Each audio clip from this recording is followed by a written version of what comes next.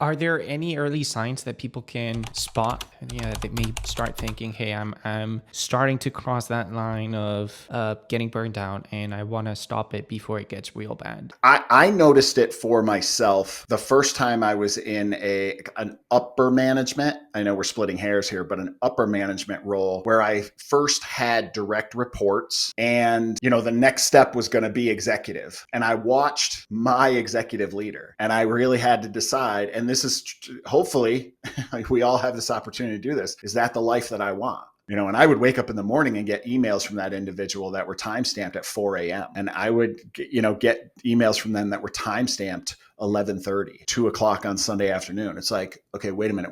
Don't ignore that. Like, is that what I want? Because that's the next step for me, at least within this organization. If I stay with this organization and I take my boss's job, it's very clear to me that these are the expectations. Is that an individual who's doing that outside of what the rest of the organization is doing? Could it have just been that my boss was an outlier and was just doing that because maybe he just wasn't good at his job and it took him 18 hours a day to do his job? Maybe. But look around. Look at the organization, because I don't care what's on the poster and what's written on the wall. Pay attention to what is demonstrated. And if what's demonstrated is, I'm going to give you zero notice, I expect you to be up at 5 a.m. We're having this meeting now. We're staying until midnight to do this because this is the most important thing in the world. There's a few things that I would glean from that. But firstly, you really have to ask yourself, look at your boss's life and role and job duties and ask yourself, is that what I want? Charles, can someone do all of that your boss did and be a dad and stay fit and have a fulfilling life?